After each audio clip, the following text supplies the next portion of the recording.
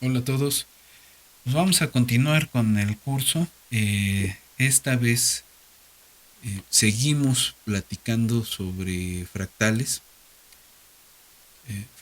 y fractalidad en la naturaleza, ¿no?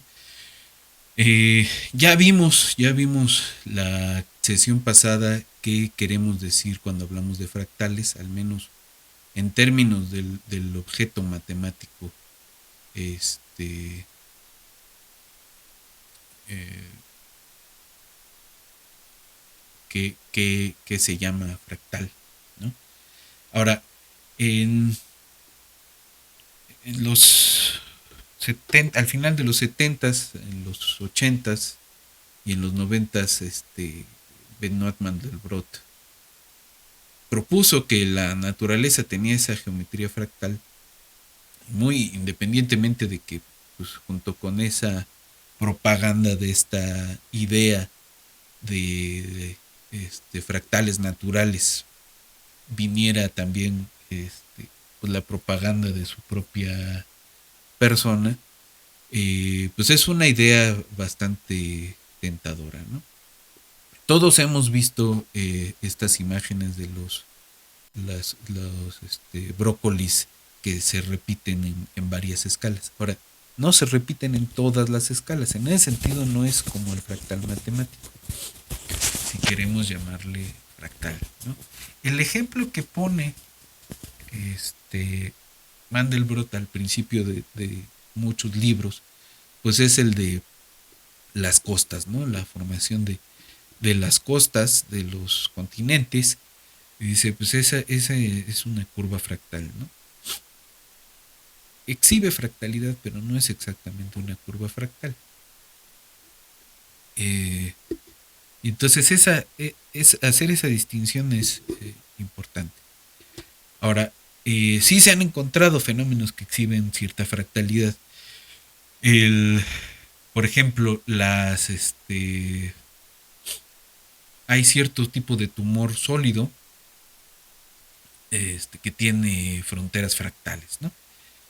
Eh, entonces, por ejemplo, a mí me tocó ver una ocasión donde hicieron un trabajo no sé si era tesis de licenciatura o de maestría, donde medían en tumores de seno este, la dimensión fractal, eh, y podían hacer el diagnóstico de qué tan operable o no es de acuerdo a la dimensión fractal de la imagen, ¿no? Ahora, eh, suena bastante bien, pero pues no deja de ser un juguete en términos de que cuando se hizo este trabajo, pues lo que hicieron fue básicamente a patín, eh, tomar la dimensión fractal con cuadritos, como vimos la vez pasada, eh, y realmente hacer eso en clínica no es lo más sencillo. Entonces, eh, hay cierto abuso en esto de encontrarle fractalidad a un montón de cosas. Eh, Digo, puede ayudarnos a explicar algunos elementos geométricos, eh,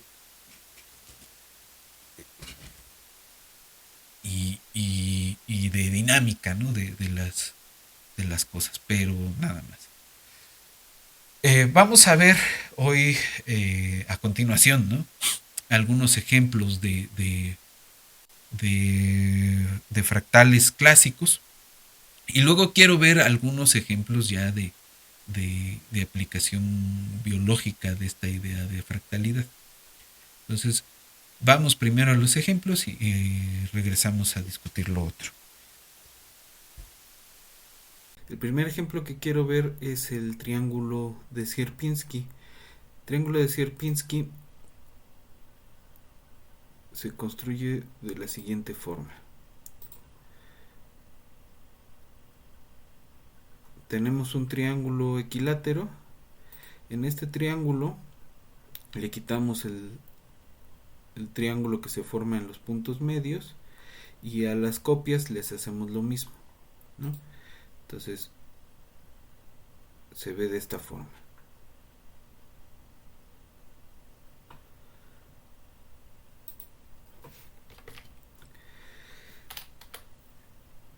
¿no? Entonces esta es la construcción. Tenemos el triángulo original, le quitamos el triangulito formado por los puntos medios y tenemos estos conjuntos que son en el plano son compactos, ¿no?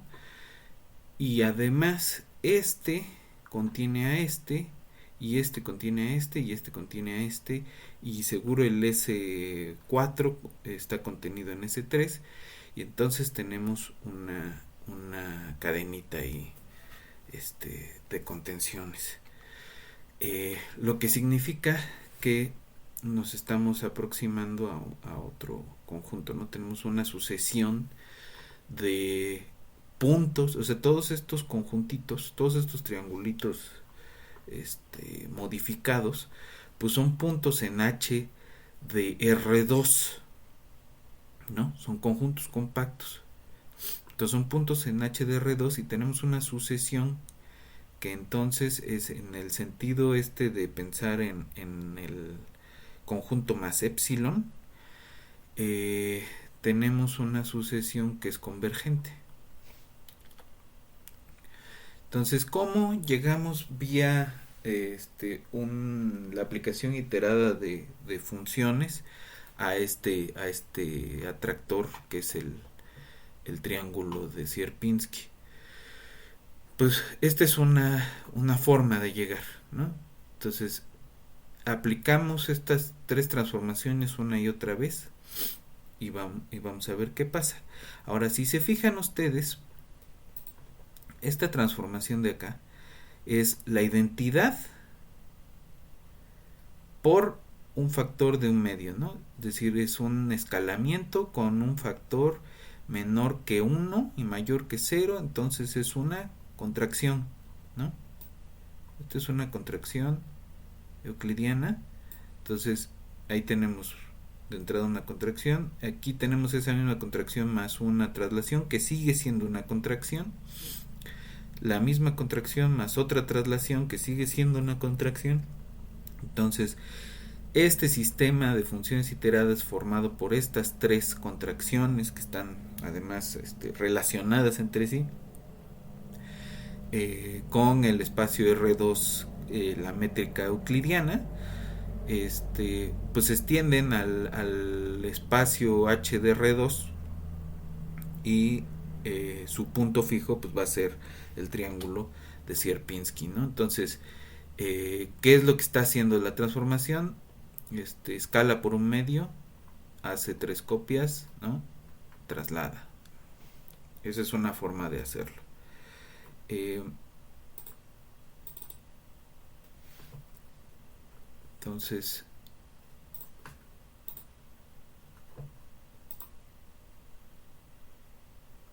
ahí está el escalamiento.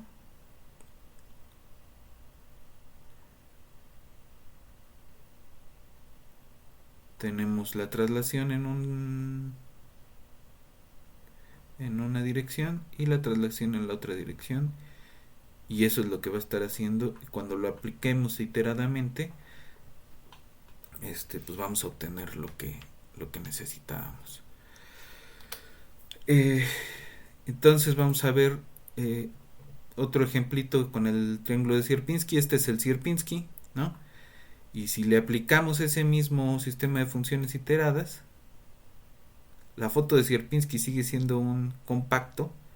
Entonces no importa que partamos bien del triángulo completo o bien de la foto de Sierpinski, vamos a tener el mismo atractor todo el tiempo, ¿no? Es el único punto fijo asociado a ese conjunto de funciones. Entonces, eh, realmente no va a importar cuál es el atractor siempre que sea, el punto inicial siempre que de veras esté en HDR2, es decir, que el conjunto sea un compacto. Vamos al segundo ejemplo. El segundo ejemplo es del dragón de Levy, la curva llamada el dragón de Levy. Entonces partimos de un triángulo y a ese triángulo le vamos a pegar dos triángulos, es un triángulo isósceles y en los dos lados iguales les vamos a pegar copias más pequeñas de triángulo isósceles, ¿no? Vamos a formar un triángulo isósceles de esta forma. Y en los lados de estos dos les vamos a pegar otros dos, y otros dos, y otros dos, y otros dos, y otros dos.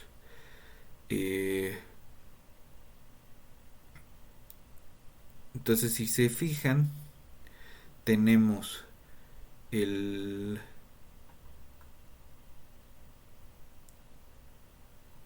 estas dos copias pegadas. Acá está el L0, ¿no? El conjunto L0, el conjunto L1 aquí está, el conjunto L2 aquí está, y el conjunto L3 aquí está, pegado en el L4. Entonces, esa es otra forma de tener la cadena de contenciones de esta sucesión, ¿no? Entonces,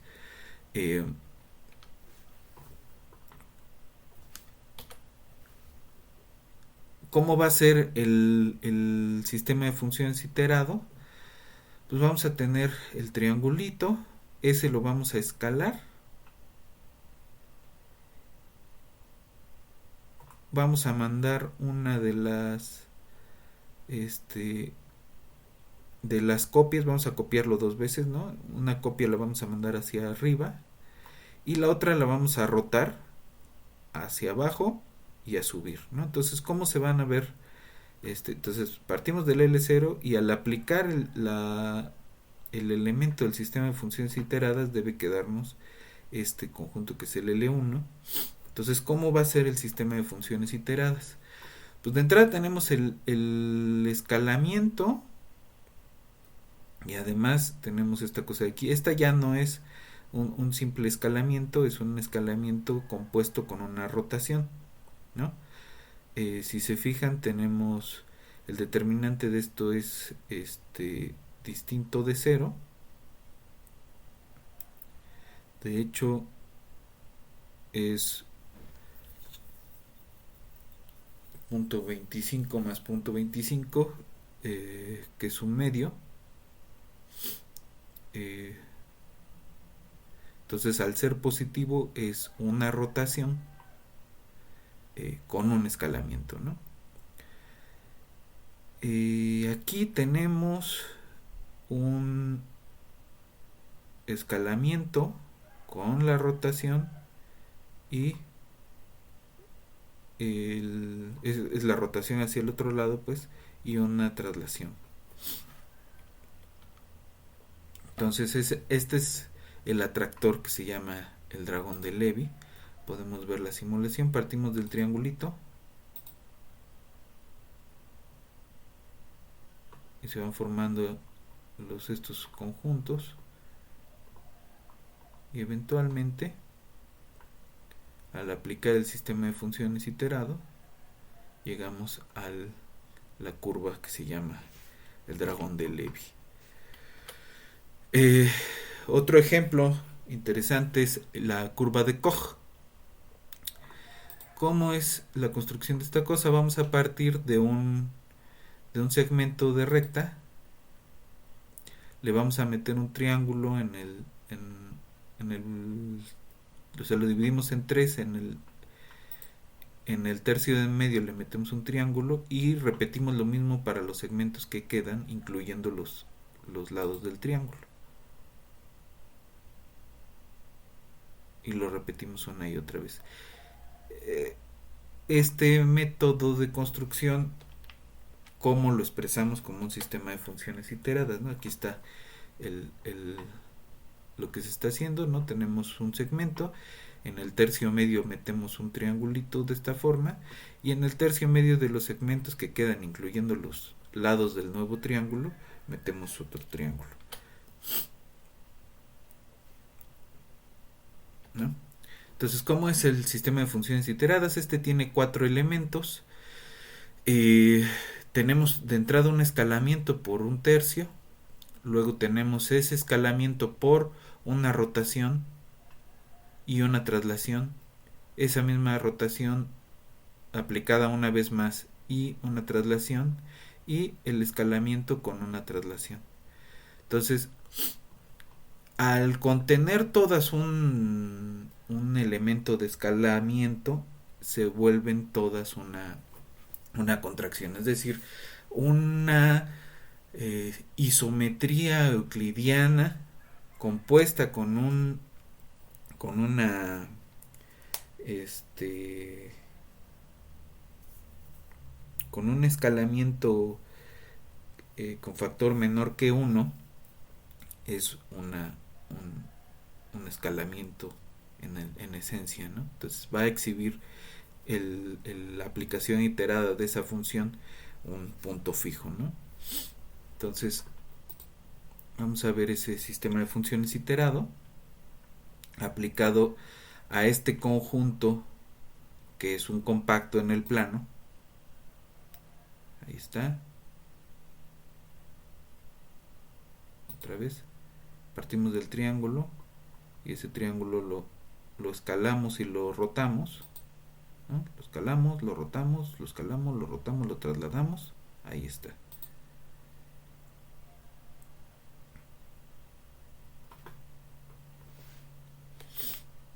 Ok.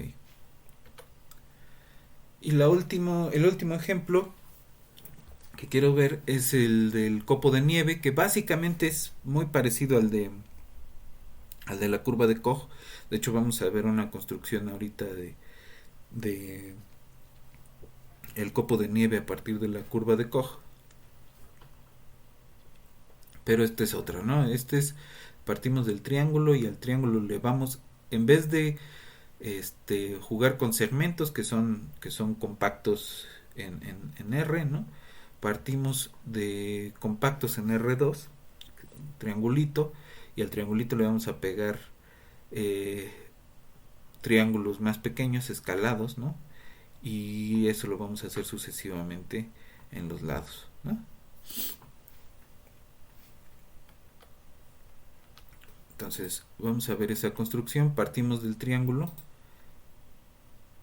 al triángulo le pegamos tres triángulos y a cada triángulo le vamos a pegar los triángulos más pequeños y así sucesivamente.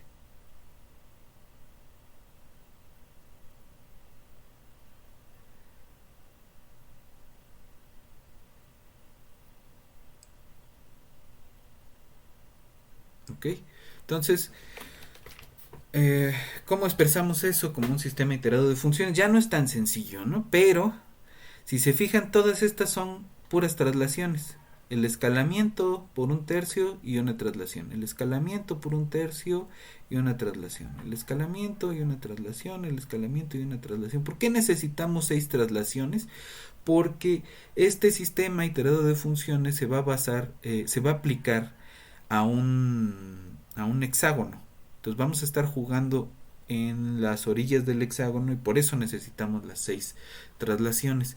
Y esta de aquí pues es un escalamiento compuesto con una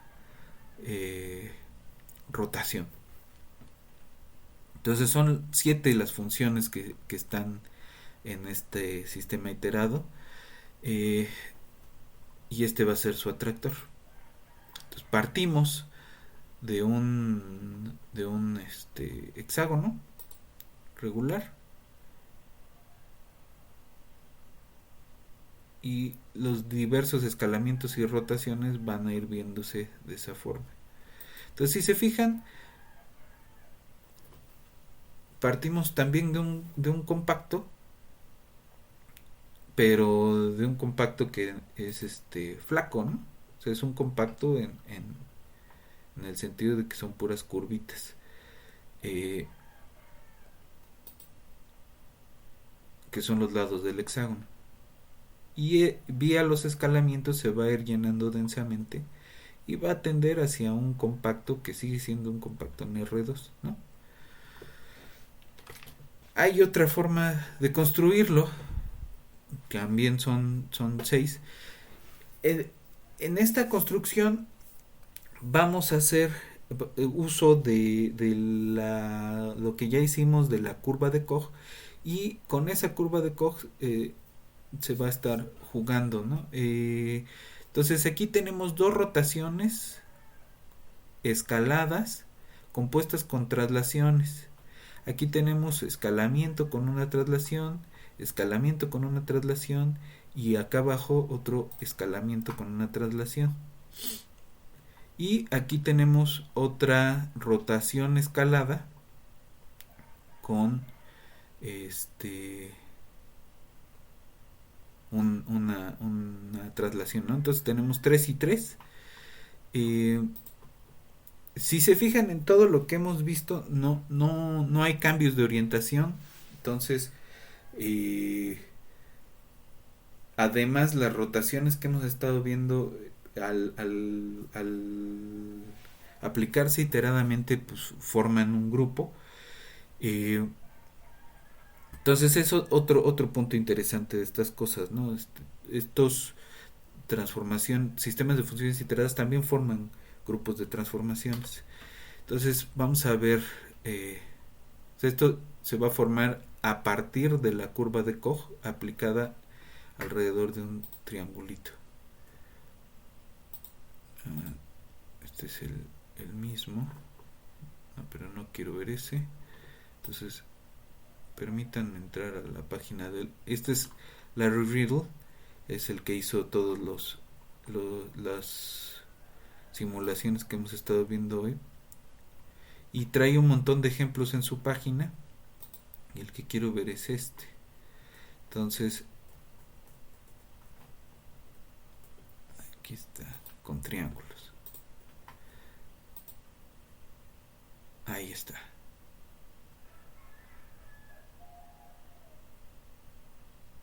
Entonces tenemos el mismo atractor que con los hexágonos, pero partimos de un triángulo y es más o menos la misma idea de la curva de Koch. De hecho, en la orilla de la curva de Koch, pues vamos a tener del snowflake, vamos a tener 1, 2, 3 copias de la curva de Koch, porque partimos de un triangulito, ¿no? Como sea, pues estamos partiendo de un compacto y el punto fijo de nuestro sistema iterado de funciones pues sigue siendo un compacto, ¿no? Ok, entonces vamos a ver cómo podemos aplicar o algunas cuestiones fractales que podemos encontrar, más allá de cómo se ven las orillas de las cosas o o algunos elementos como el, eh, la repetición de estructuras en cierto tipo de plantas, ¿no? Y quiero visitar al menos dos cosas. Una es el juego del caos, eh, con un ejemplo en ADN, y el otro es los sistemas de Lindenmayer. Eh, entonces, quiero ir tantito al pizarrón para hacer una descripción rápida de qué es el juego del caos y quiero ver una simulación rápida en la computadora y vemos unas imágenes de qué va el juego del caos. Entonces, vámonos al pizarrón un momento.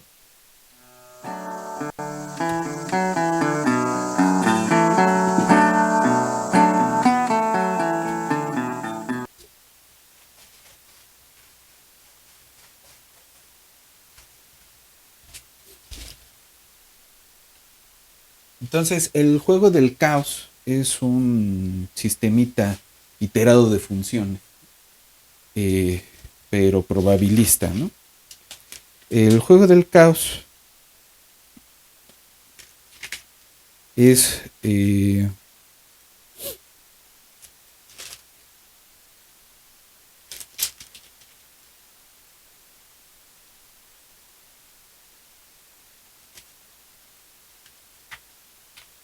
un el juego del caos es un sistemita que va a funcionar, que propuso Bransley, que funciona de la siguiente forma. Vamos a pintar tres puntos distintos, llamémosle A, B, C. Los vamos a identificar con dos números, ¿no? 1, 2, 3 y 4, 5, 6. Entonces, ¿el juego en qué consiste? Y esto lo pueden programar más o menos fácilmente, yo les voy a enseñar nada más una animación. Este, Les voy a mandar en el GitHub cómo hacer la animación y cómo hacer las gráficas para hacer ese GIF animado. Y la idea es, vamos a tirar un dado, ¿no? Y si sale, por ejemplo, bueno, vamos a pintar un punto inicial arbitrario, ¿no? Ahí está, ¿no? Luego vamos a tirar el dado. Si sale, por ejemplo, 1 o 4, nos agarramos el vértice 1 o 4 y vamos a trazar el punto medio entre este punto y el punto inicial, ¿no? El X0. Este va a ser el X1. Volvemos a tirar el dado y hacemos el proceso. Supongamos que sale 3 o 6. Entonces pintamos para acá y tenemos ese punto X2, digamos. Eh,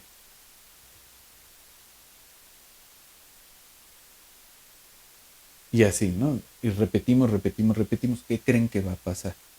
Pues lo que va a pasar es que se va a empezar a llenar tres regiones distintas dentro de este triángulo. Y entonces va a haber regiones que se pintan muy densamente y van a ir pintando un triángulo de Sierpinski como el que vimos hace rato.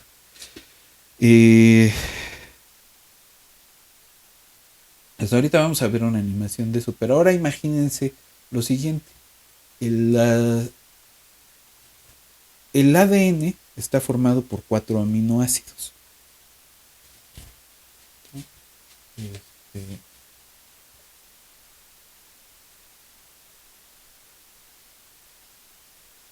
que los podemos relacionar con 4 símbolos que son el CGAT, ¿no? Ahora vamos a jugar al juego del caos. No en un triangulito, sino en un cuadrado. Y ese cuadrado lo vamos a marcar como CGAT.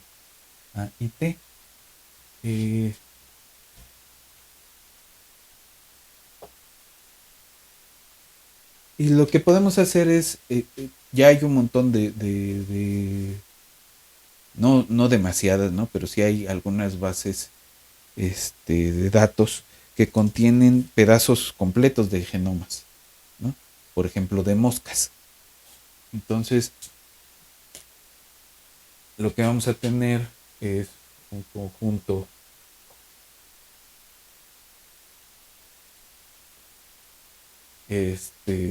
pues grande de palabras que contienen los símbolos GATC y ordenadas en cierta forma, ¿no? Y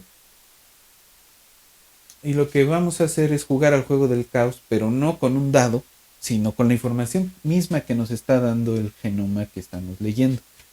Entonces, si tenemos un punto arbitrario, ¿no? Y si la primera letra es G, pues trazamos el punto medio entre ese punto y la G.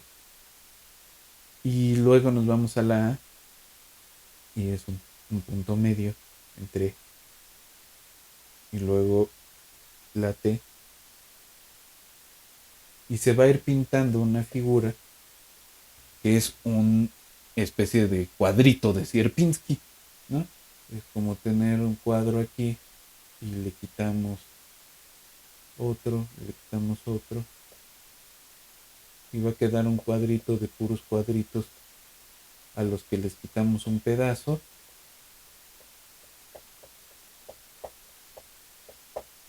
y se van a exhibir, es decir, va a haber más puntos visitados en ciertas regiones. Se pueden distinguir allí ciertas estructuras de acuerdo con ciertas medidas pues, de dimensión y de otras cosas, ¿no? Ahora, Supónganse que tomamos dos genomas de dos bichos que estamos suponiendo que según la biología están emparentados. Y corremos esta idea en la computadora, ¿no? Hacemos que la computadora lea la secuencia que ya los biólogos le dieron la tarea de secuenciar y de completar. La corremos, que la lea, que construya el cuadradito de Sierpinski usando el juego del caos, eh, y comparamos. Hay una métrica que se llama la métrica de Hutchinson, que sirve para comparar dos fractales. Entonces, hacemos la métrica de Hutchinson de esos dos fractales. Y si son Hutchinson cercanos, entonces significa que con esta idea podemos dar una filotaxia este, de distintas especies. Cosas raras pasan. Por ejemplo, nosotros no estamos emparentados en esa filotaxia con otros homínidos. Estamos emparentados, por ejemplo, con ratas y con algunos gusanos. Y eso es normal porque nosotros compartimos partes grandes del ADN con ellos, ¿no? Entonces ahí surge un problema que a los biólogos no les gusta porque cuestiona un poco el dogma que ellos están acostumbrados. Eh, ¿Qué es lo que define una especie? ¿Son caracteres observados o es la información codificada en el ADN? ¿O es otra cosa? Digo, las especies no, o sea, sí tienen una existencia real o es un mecanismo que usamos para estudiarlos nada más, ¿no? Es una cosa este, que, que, que rebasa la ontología del estudio de la naturaleza, un artefacto. Porque si nos quedamos con la idea de que el ADN es el que determina qué especies son cercanas, si decimos que todos los que comparten el tipo de genoma eh, son una especie, y entonces, ¿por qué no tendríamos que decir que los emparentados realmente son los que comparten la misma estructura genética? ¿Qué es lo que está haciendo esta visualización del ADN? Porque eso es lo que estamos haciendo, ¿no? Se le llama una representación de juego de caos del ADN. Eh, pues lo único que está haciendo es exhibir patrones en la cadena del genoma. No está poniendo información nueva, no está inventando cosas, este, ni siquiera está viendo al bicho, ¿no? Entonces, es buena la filotaxia que tenemos, esta de caracteres observados. Tiene sentido esto que estamos haciendo aquí. Entonces, abre un montón de preguntas bastante interesantes. Les voy a mandar un par de artículos que hizo Pedro Miramontes con otras gentes que hablan sobre esto, ¿no? Entonces, vamos a ver un poco una animación del juego del caos con Sierpinski y un cuadrito de Sierpinski para el genoma. Entonces, eh, ¿cómo podemos visualizar el juego del caos?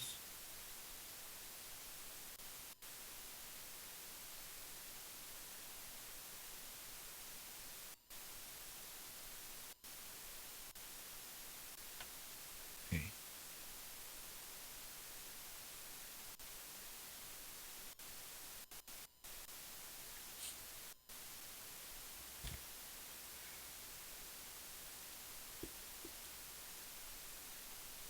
Entonces, déjenme encontrar nada más el... Aquí está.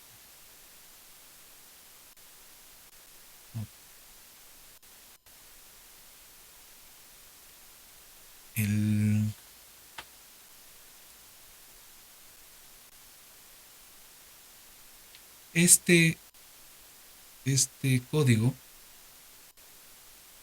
utiliza NumPy, matplotlib.pyplot y usa esta para utilizar funciones del sistema y este que genera números aleatorios. Entonces, únicamente este es para los tamaños de las imágenes y esta función define la dinámica del juego del caos. Tiene dos parámetros, uno es start, que es el número de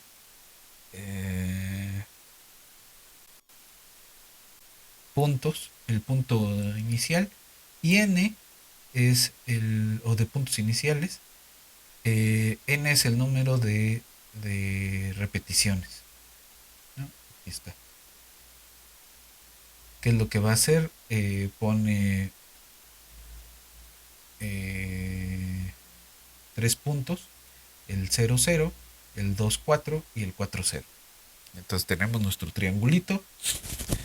Define para no pasarse de los límites y se toma esa parte como limítrofe. Luego,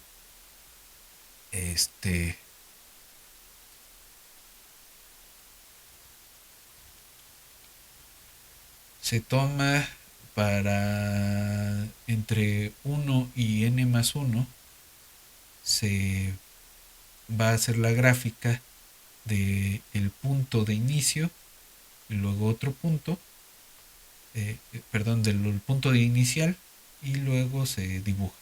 Luego se tira un número aleatorio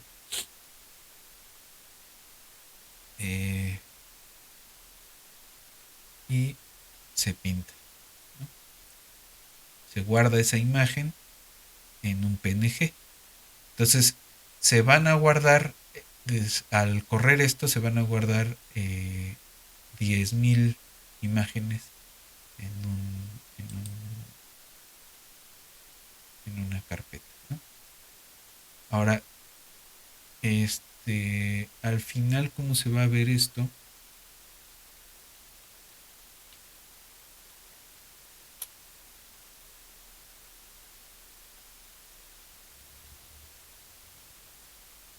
Se va a ver de esa forma. Voy a hacer un poquito más grande.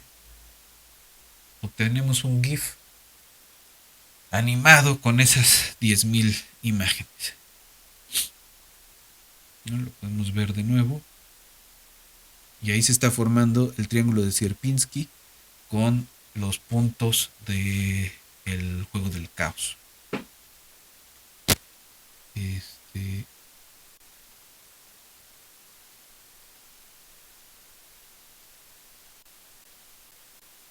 Se va llenando más densamente dependiendo del número de puntos. Pero realmente con 1000 puntos ya se alcanza a ver bastante bien por el grosor. Entonces esa es una forma de simular el juego del caos y ver que de verdad el atractor de ese juego del caos pues es el triángulo del Sierpinski. Ahora, este otro programa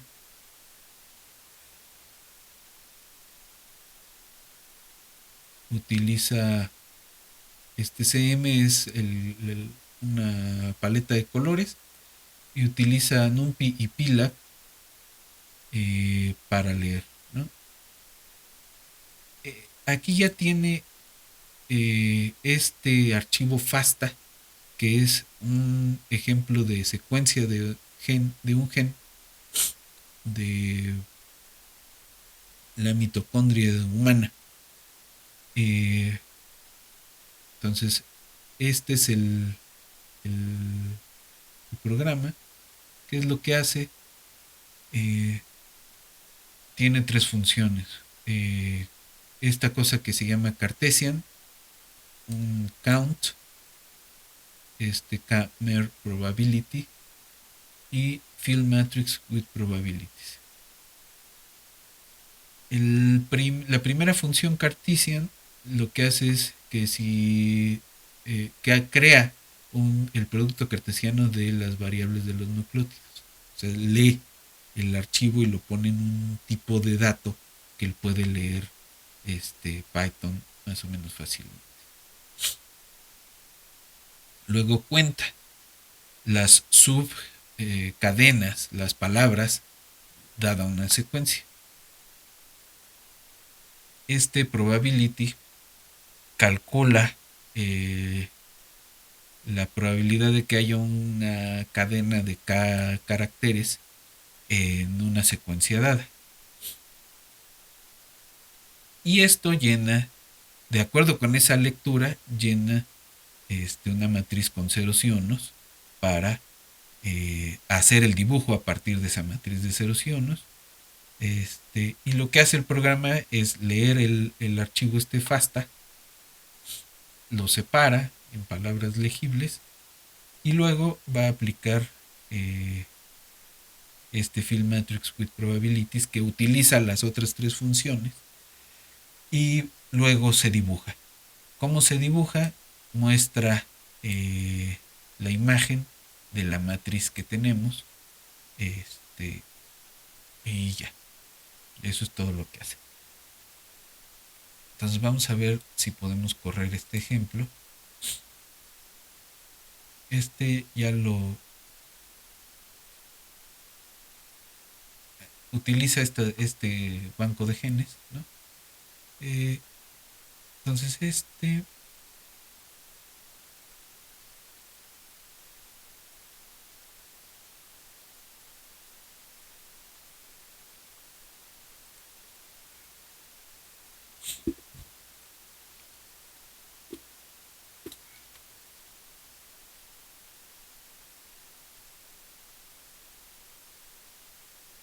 no lo tengo aquí, pero podemos descargarlo.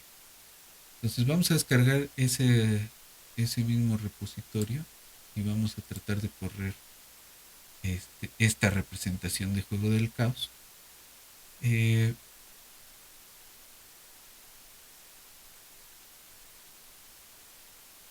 Para leer la secuencia del ADN.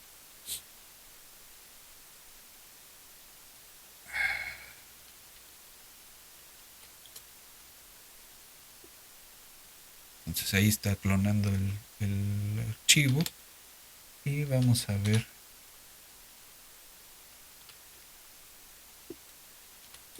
si podemos correr el programa. Le damos Python, Chaos Game Representation y nos debe generar, ahí está. Entonces ahorita les voy a mostrar la imagen que sale leyendo este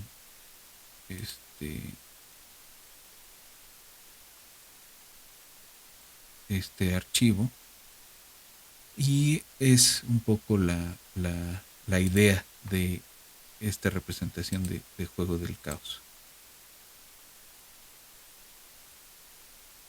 Entonces ahí se ve, esa es lo que están viendo ustedes es cómo está leyendo el archivo FASTA que contiene la información del gen y es la representación de tipo juego de caos que estamos obteniendo, ¿no?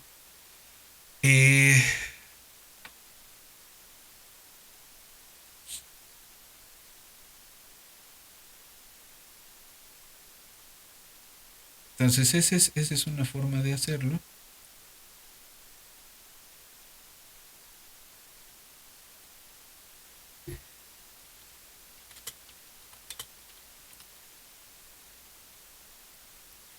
Y me gustaría mostrarles la comparación entre algunas especies.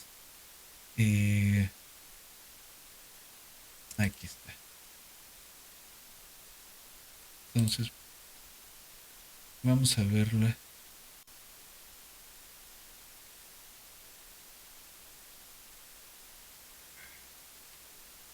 Aquí está la comparación de varios bichos de su secuencia de representada su secuencia genética como uno de estos juegos de caos. Entonces tenemos el E. coli, la lepra, M. musculus, A. fulgidus,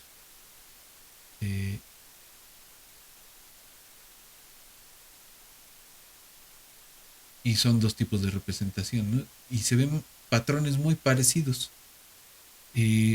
Hay otras imágenes que se pueden encontrar donde se muestra una comparación entre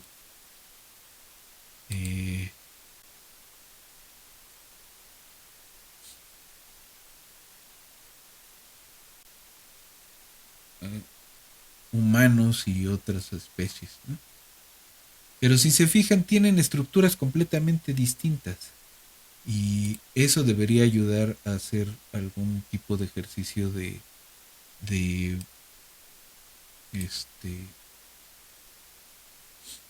aquí está un ratón, este de acá abajo, este es el triángulo de Sierpinski. Entonces esta es la explicación de cómo se hace el juego del caos. Este es un ratón, este es Afumigatus, y son parecidas en cierto sentido, pero distintas en otro, ¿no? Entonces hay algunas imágenes donde se ven varias comparaciones entre especies y se puede revisar con cuidado con las bases que sí existen, ¿no? Ahora, hay un trabajo de Pedro Miramontes en donde se propone que se juegue con el tamaño de palabras, ¿no? Entonces ellos proponen un juego en un círculo, bueno, en un polígono muy grande, casi un círculo, parecido a este, ¿no?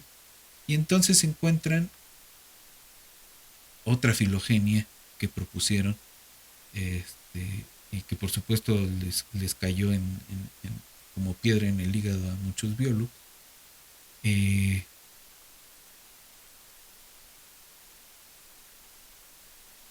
A partir de esos fractales, ¿no?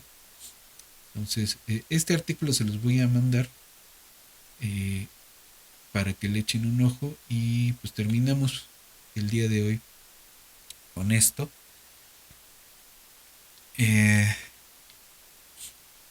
La parte de juego de caos, ¿no? Me gustaría revisar dos temas más, de fractales y fractalidad.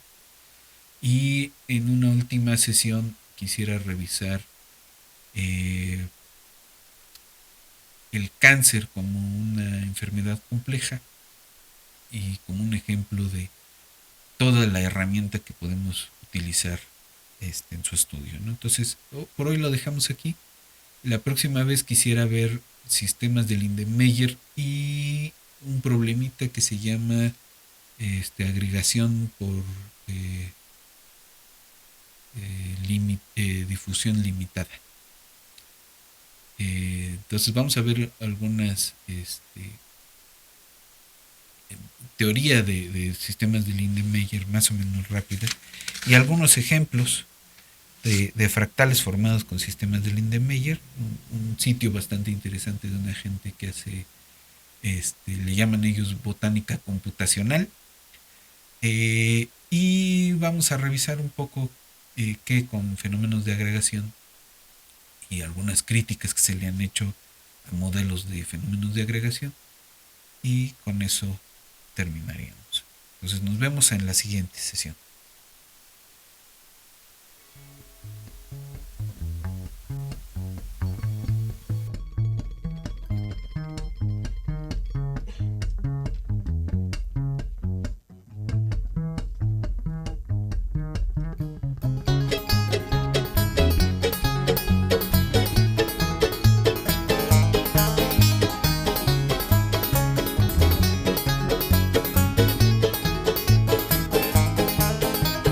Creep and crawl till you find